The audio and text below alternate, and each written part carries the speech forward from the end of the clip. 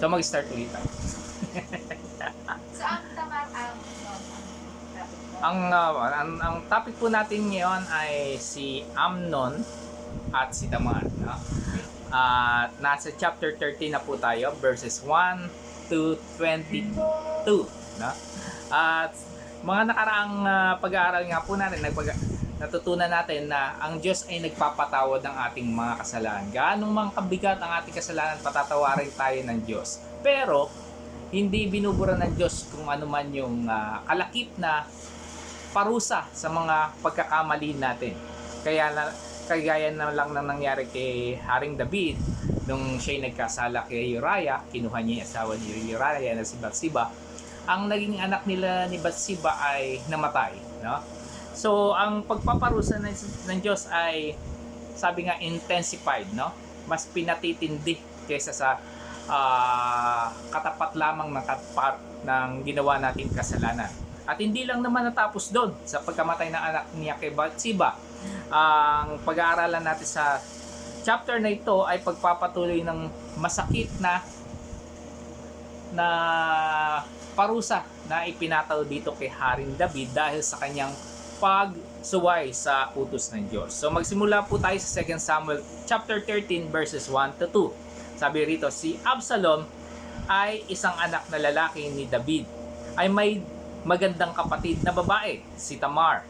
Si Amnon, isa ring anak na lalaki ni David sa ibang babae, ay umibig kay Tamar.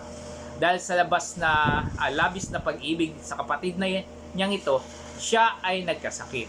Hindi niya malaman ang gagawin at kung paano makukuha si Tamar sapagkat ito'y isang birhen.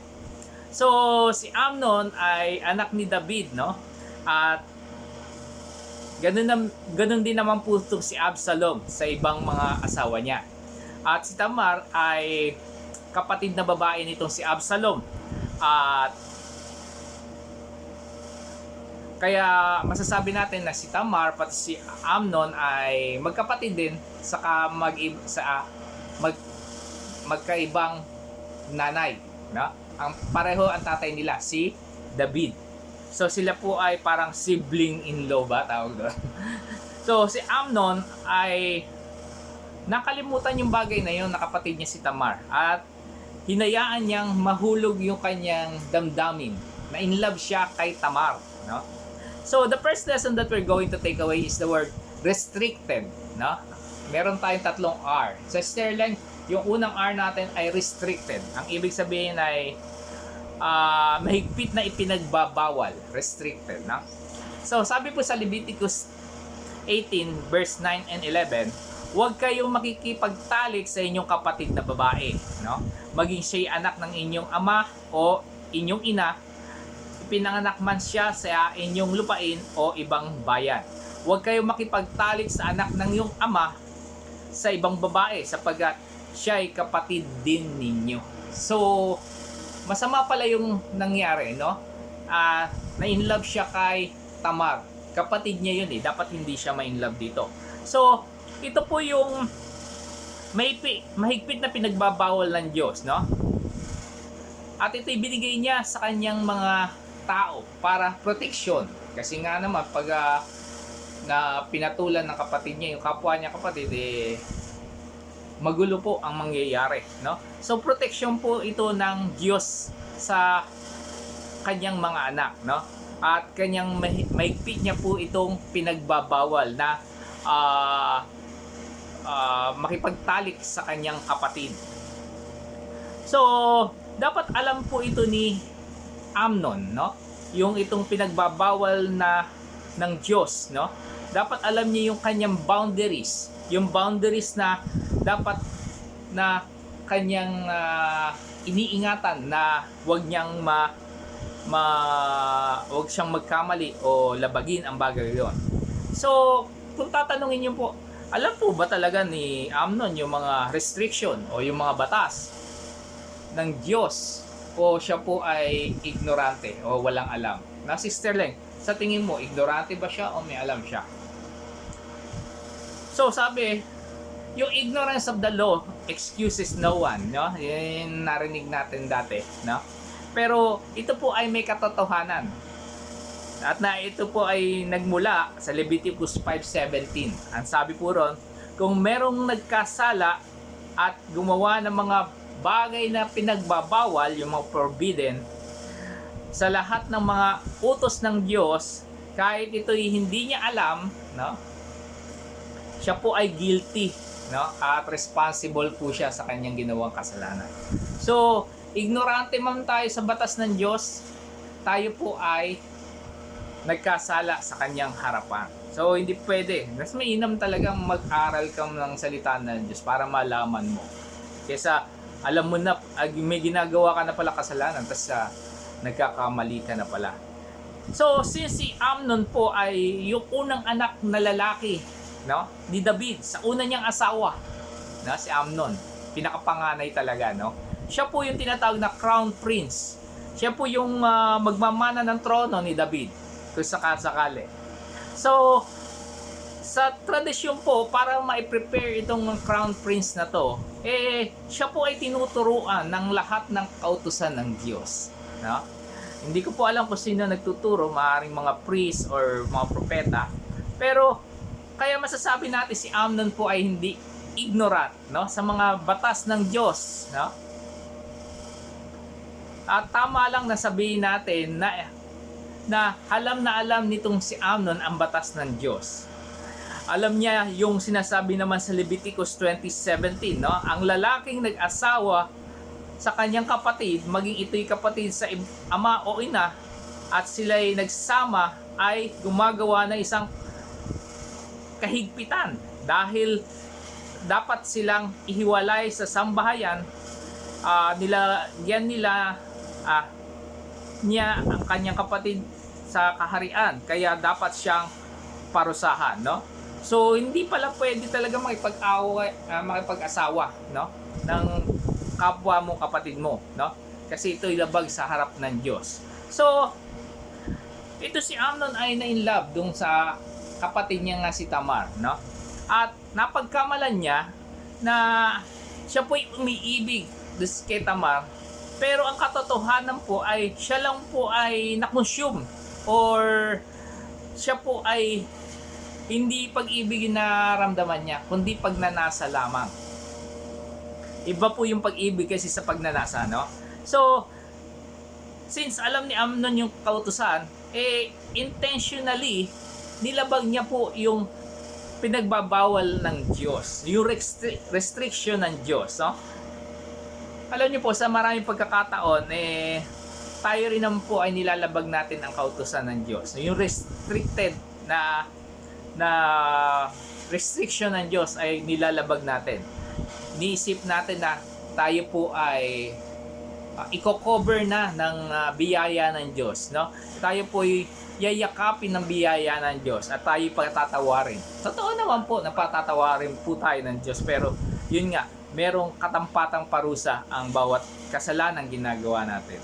So, given na po yun, biyaya ng Diyos, pagpapatawan ng Diyos ay nandyan lagi available sa sino mang hihingi nito sa Diyos, no? At tapat siya na sa kanyang mga pangako na tayo patatawarin niya.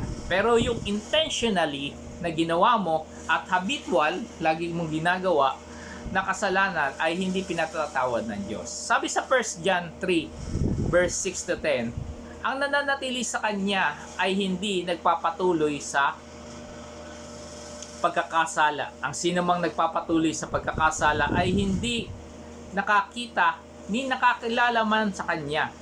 Mga anak, huwag kayong palinlang kanino man. Ang sino mang gumagawa ng matuwid ay matuwid tulad ni Kristo.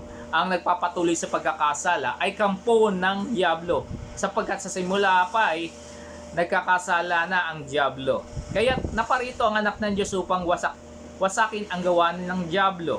Ang mga anak ng Diyos ay hindi nagpapatuloy sa pagkakasala, sapagkat nananatili sa Kanya ang binhing mula sa Diyos. At dahil ang Diyos ang ama nila, hindi sila maaaring magpatuloy sa pagkakasala. Dito natin makikilala kung sino ang mga anak ng Diyos at kung sino ang anak ng diablo. Ang sino mang hindi gumagawa ng ayon sa kaloobang ng Diyos at hindi umiibig sa kanyang kapatid ay hindi anak ng Diyos. No? So, Kung tayo po ay nagpatuloy sa pagkakasala, alam na natin yung kasalanan, tapos ginagawa pa natin, ito yung pagpapatunay na hindi tayo anak ng Diyos. Pero kung iniiwasan na natin magkasala, tayo po ay tuturing na anak ng Diyos. So ito po yung pagpapatunay, no? Ang pagsunod sa kalooban ng Diyos at pag-iwas o pagpapatupad ng naisin ng Diyos ay pagpapatunay na tayo anak ng Diyos. Kaya iwasan po natin magkasala.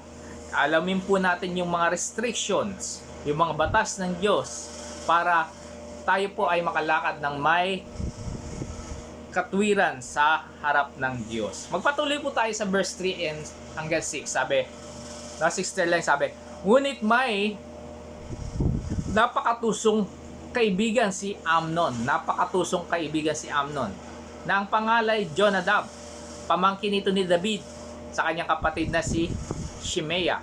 Sinabi ni Jonadab kay Amnon, ikaw ay isang anak ng hari, ngunit tuwing umaga ay napapansin kong matamlay ka. Bakit ba? Pinagtapat ni Amnon na umiibig siya kay Tamar. Kaya sinabi ni Jonadab, ganito ang gawin mo. Sabi, mahiga ka sa kama at magkunwari kang may sakit. Pagdalaw ng ama mong hari, sabihin mong papuntahin si Tamar upang magluto ng pagkain mo. Gusto mong makita siyang nagluluto at siya rin ang magpakain sa iyo. Kaya nahiga nga si Amnon at nagsakit-sakitan, no? Pinakinggan niya yung payo nito si Jonadab. Kaya't nahiga siya nga si Amnon at nagsakit-sakitan. Pagdating ng hari, sinabi niya, sabihin naman ninyo sa kay Tamar na pumarito at ipagluto ako ng tinapay. Gusto ko pong makitang siya ang nagluluto at siya rin ang magpakain sa akin. So si Amnon nga po ay may kaibigan. Pinsan niya, ang pangalan si Jonadab. At ang sa English version po ang sinabi na si Jonadab ay advisor, no? At siya po yung very shrewd, no? Tuso siya. Sabi sa ibang Tagalog sweetik o wise, no? Matalino na lalaki. Pero hindi sinabing siya po ay matalino na naaayon sa kalooban ng Diyos, no? So iba yung katalinuhan niya. So si Amnon po ay may advisor at siya po ay naniwala at kanyang sinunod ang counsel o yung payo nitong si Jonadab, no? The second life lesson we're going to take away is the word recommendation. Ani una na ay restricted, no? Restriction. O ngayon naman ay recommendation, no? Alam niyo yung recommendation, yung payo, no? So si Amnon po, kinuha niya yung recommendation ni Jonadab, yung payo niya na sa buhay nitong si Amnon. At ang recommendation, yung payo na binigay ni kay Amnon ay masama, no? Sabi po sa Proverbs 12 verse 5 sa bandang huli, the advice of the wicked is deceitful. Yung payo raw ng masama ay mapanlinlang o madaya. So bakit ka makikinig sa mga payo ng mga masasama, no? Kasi madadaya ka. Si Jonadab po nagbigay kay Amnon ng direction, no? Na kung paano niya masasatisfy ang kanyang masamang naisin, no? At ito nga ay itrap niya si Tamar sa kanyang kwarto. Meron po tayong kasabihan, tell me who your friends are and I will tell you who you are. Sabihin mo sa akin kung sino yung kaibigan mo at sasabihin ko kung sino ka. Kasi kung mga lasenggo yung kaibigan mo, malamang lasenggo ka. Kung nagmumura yung mga kaibigan mo, malamang nagmumura ka, no? So, maganda po yun. At si Amnon po, ang kaibigan niya ay masama. Kaya masasabi natin si Amnon din po ay masama. At binigyan niya ng importansya yung masamang kaibigan niya. Yung recommendation, yung advice nito ay binigyan niya ng importansya at sinunod niya. Alam niyo po, wala kayong matuwid na maririnig sa isang taong masama, no? So, bakit ka makikitungo sa kanya? Sabi sa 1 Corinthians 15:33, 15:33. Do not be misled. Bad company corrupts good character, no? O moral character. Pag masama ang kasama mo, mapapasama ka, madadamay ka talaga. Parang kamatis daw na nilagay, yung bulok na kamatis, nilagay sa karamihan ng kamatis, hindi maihinog yung bulok, kundi mabubulok yung karamihan, no? Kahit isa lang po yung ang tawag po natin doon ay BI o bad influence, no? So, dapat po tayong maging matalino sa pagpili ng ating mga kaibigan, no? Kasi kung bad influence yan, may influence po tayo kahit matino tayo. So, yung bad influence o yung BI po ay i-distort yung mga bagay na pananaw natin, no? Lalo na sa larangan ng mga yung justice o yung pagiging maayos na pag-iisip natin o paghuhusga. Tinitwist nito kung ano yung mga tama at ginagawang mali o yung mali ginagawang tama, no? So ito yung mga bad influence na to ay i-influensyan tayo na magpakita ng partiality o sinasabi ay wag natin siyang samahan kasi mahirap lang siya, no? Hindi natin siya tutulungan, no? At iba na lang tulungan natin yung mayayaman na lang. So impartial po sila. At itong mga BI na ito, ma-influensyahan po tayo mag-bribe o magbayad, manlagay, no? At hindi po tama ang mga bagay na yon. Sabi po sa Proverbs 14 verses 15 to 16, tinawag po yung mga nag-iimpluwensya as sinful, for they believe nothing, no? At sinasabi rin po ng Bible na sila po ay mga foolish dahil pinili nila yung kadiliman kaysa yung kaliwanagan ng Diyos, no? So, pero yung mga masisinag daw o yung matatalino o yung maalam ay wise dahil binigyan nila ng pag-iisip ang kanilang mga o pinag-aralan nila ng mabuti ang kanilang mga hakbangin bago sila gumawa ng mga bagay nito. At itong matatalinong ito ay may takot daw sa Diyos at hindi gumagawa ng kamalian sa harap ng Diyos. So, ang tanong, saan tayo humingi ng recommendation natin? O kanino tayo humingi ng advice o payo? Na? Sa mabubuting kaibigan ba o sa masamang kaibigan? Sabi po sa James 1:5, if any of you lacks wisdom, you should ask God who gives generously to all without finding fault, or it will be given to you. And it will be given to you. So kapag may kakulangan pala tayo sa pagpaplano natin, no? May problema tayo, at di natin masolusyonan, hingi lang tayo ng katalinuhan sa Diyos, magbibigay siya.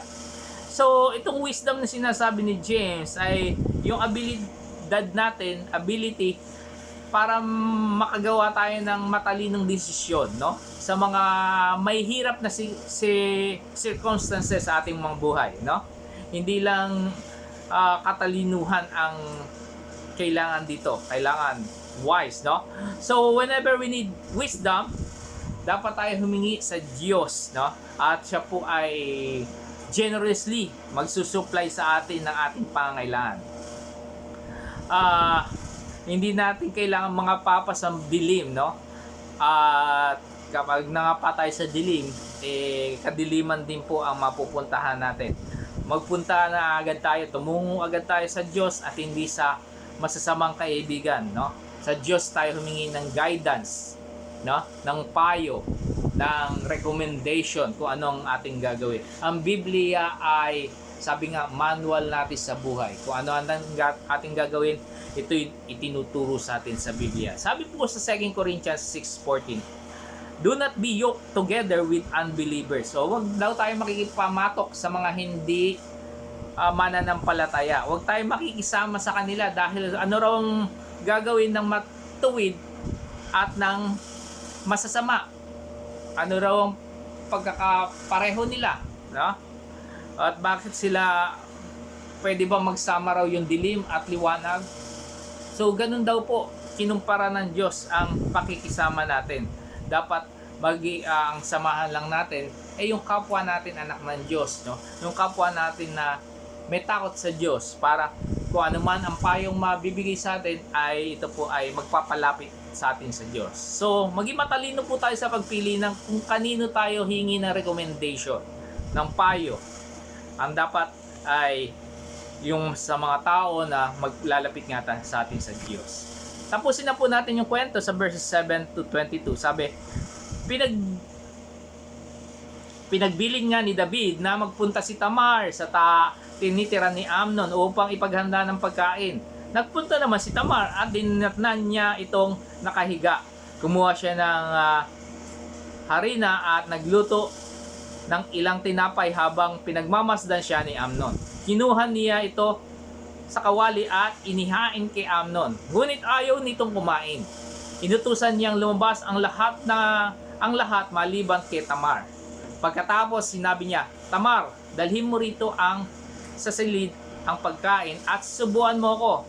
Dinala nga ni Tamar sa silid ang pagkain ni Amnon.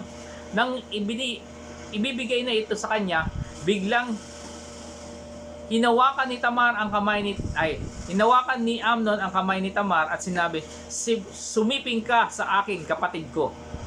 Meron pang kapatid ko, no? Alam niyang kapatid niyo. Sabi ni Tamar, wag kapatid ko. Wag mo akong halayin. Hindi yan pinahintulot sa bayang Israel. Wag mong gawin ang kahalayang ito. Lalabas akong kahiyahiya sa buong Israel. At ikaw, ano pa ang mukhang ihaharap mo sa mga tao? Bakit hindi ka na lang magsabi sa hari? Palagay ko hindi siya tututol sa napakasalan mo ako. Ngunit hindi nakinig si Amnon at dahil mas malakas siya, nagawa niyang pagsamantalahan si Tamar. Matapos siyang pagsamantalahan, si Amnon ay namuhi, nagalit sa kanya ng pagkamuhing higit pa kaysa hibang na pag-ibig na dating iniupol niya kay Tamar. Umalis ka na, sabi niya kay Tamar.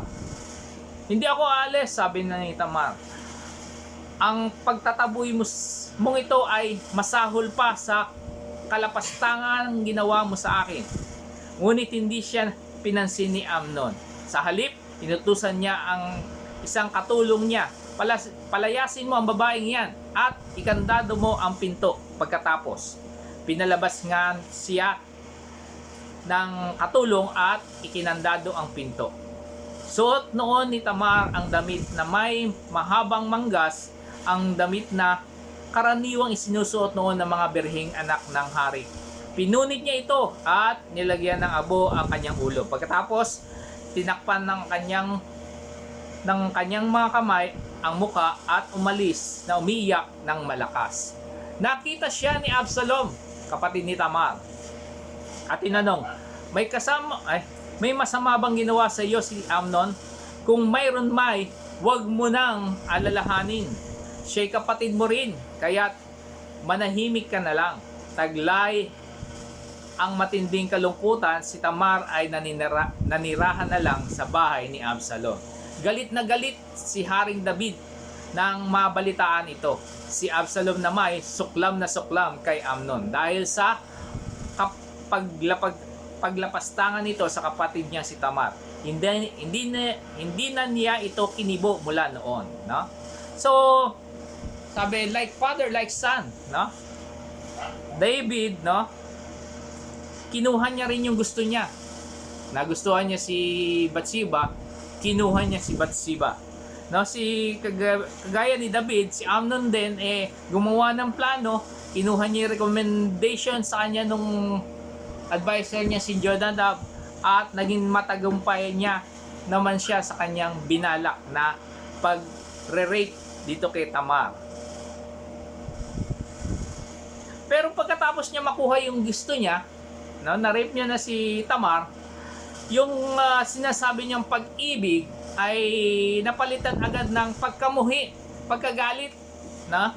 So the third life lesson that we're going to take away is the word righteousness, no?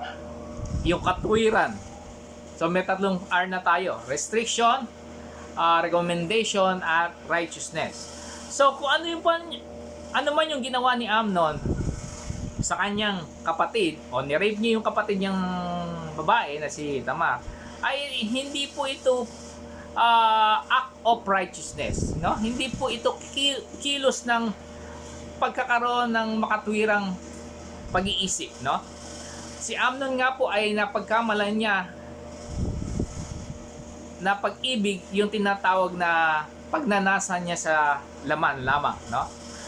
Dahil sabi po kasi ng 1 Corinthians 13, ang pag-ibig daw po ay pasensyoso, no? So, masasabi natin si Amnon po ay walang pasensya dahil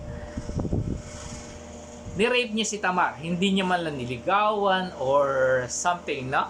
Sana naghintay siya ng mga panahon. So, nawalan siya ng paghihintay, ni-rape niya agad, wala siyang patience. So, hindi po love yun. Sabi sa 1 Corinthians 13, love is kind. Mabait daw po. At si Amnon naman po ay hindi naging mabait kay Tamar, no? Sabi, love does not dishonor others, no? Hindi nila o ginagalang nila ang ibang tao. Eh, binastos niya na itong si Tamar. Kaya hindi raw po pag-ibig yon. Sabi, love is not self-seeking. Hindi hahanap ng pansarili, pero ginawa niyang pansarili lamang ang desire niya kay Tamar, no? Love is not easily angered. Hindi raw nagagalit agad. Pero ano nangyari kay Amnon nung yung sabi niyang pag-ibig ay napalitan agad ng pagkagalit. So masasabi natin na hindi pag-ibig itong meron, kung ano man meron tong si Amnon, kundi pagnanasa lamang. Sabi pa, love does not delight in evil but rejoices with the truth, no? So sabi pa, it always protects, no? Nag-iingat, no? Eh, ang nangyari, imbis na protektahan niya yung kapatid niya si Tamar, eh siya pa ang nanakit dito, no? So, lahat ng ginawa nitong si Amnar ay puro unrighteousness o puro kalikuan, puro kasamaan at walang katarungang makikita sa kanyang mga kinilos. So, sabi yung si Amnon daw po ay umibig kay Tamar. Pero ito po'y agad na nawala, no? Kaya masasabi natin hindi talaga pag-ibig yun. At ito'y pagnanasa lamang ng kanyang laman. Dahil ang pag-ibig po ay nagmumula sa Diyos, pero ang pagnanasa po ay hindi galing sa Diyos. Ito'y galing sa Diablo, no? Dahil hindi galing sa Diyos. So, yung pagnanasa po ay makamundo at hindi po nag-produce ng kabutihan, no? Kaya naman itong kay Amnon na pagnanasa ay nag-produce kay Tamar ng galit at pagkapuot lamang. Sabi po sa Jeremiah 22 verse 13, woe to him who build his palace by unrighteousness. Kaawa-awa raw yung tao na nagtatayo ng kanyang palasyo sa pamamagitan ng mga walang katuwiran, no? Unrighteousness, ng kasamaan, no? So, dahil ito po ay sisirain, wawasakin ng Diyos balang araw. Ano man yung pinaghirapan niya na ginawa na ayon sa kasamaan, ito po ay pansamantala lamang, no? Mas mainam po na hanapin natin ang kalooban ng Diyos at doon tayo mag-concentrate dahil ito po ay panghabang buhay. Sabi pa sa Proverbs 21:21, kung sino man ang kumikilos o gumagawa ng katwiran ay umiibig at makikita niya ang buhay, ang kasaganaan at honor, no? So ito po ang ibig sabihin ay nagsasabi lang na ahaba ang ating mga buhay ng may kasaganaan at maluluwalhati pa natin ang Diyos. Sabi pa sa Romans 1:18, ang galit ng Diyos ay mahahayag sa kalangitan laban sa mga mga taong walang Diyos, no? At mga walang katwirang tao. At sila na susuppress ng mga katotohanan sa pamamagitan ng kanilang mga kasamaan. Sabi pa, God will repay each person according to what they have done. Ang Diyos po ang gaganti sa mga masama nating ginagawa. Dahil ang Diyos po, hindi niya ito tolerate, no? Hindi niya hayaan na ang walang ang kasamaan natin, ang ating kasalanan ay panatilihin niya, dahil siya po ay Diyos na banal, perpekto ang kanyang nature, at ang dinesign niya talaga ay magkaroon tayo ng magandang harmony sa bawat isa, at hindi niya gusto yung may hindi magandang pagkakasunduan. So hindi kaya ng Diyos na ignore, no, o palampasin o yung mga sinasadya nating rebellion, yung masama nating ginagawa. Hindi palalampasin ng Diyos yan.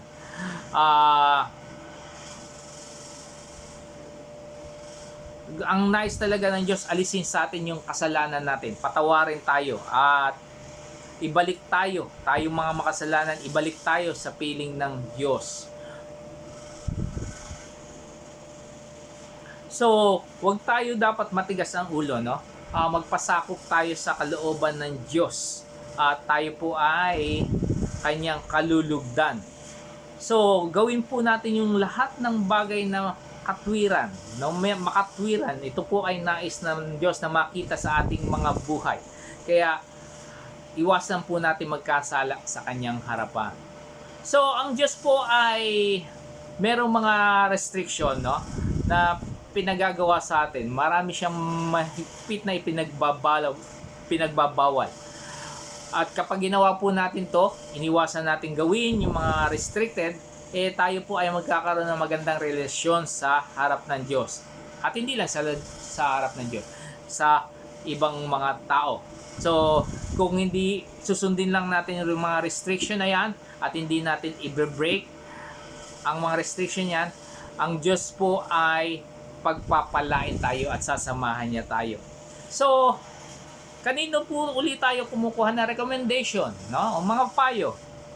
Mas mainam na lumapit tayo sa Diyos na hindi nagkakamali, at bibigyan tayo ng recommendation na siyang magiging nais na maging ikikilos natin at isasagawa sa ating mga buhay. So, ang isang bagay lamang na magpapasaya sa Diyos ay kung gagawin po natin yung kanyang katwiran. Lahat ng mabuti ay gawin natin, ang Diyos ay kalulugdan po tayo. Kagaya ng sinabi ni Haring Solomon, at siya po ay nagbigay ng babala. Sabi, be careful. Kita nyo? Nagbabala talaga yon. Be careful, sabi niya. What you think, kung paano tayo mag-isip. Dahil ang ating mga kaisipan ang siyang sisira ng ating buhay, o ito'y magtatayo sa atin, no? Kung masamang isipan natin, kasasama po natin yung mapapahamak po tayo. So, ang ating mga puso ay ingatan po natin. Anong mang desire ng puso natin, siya po yung magdidictate kung paano tayo mabubuhay. So, maging maingat po tayo. Ang payo ni Solomon na bantayan natin ang mga puso ay gawin po natin, at mag-concentrate lang po tayo sa mga naisin ng Diyos para siya po ay malugod sa ating mga buhay. So yan po ang ating pag-aaral. Delightful Sabbath po sa inyo.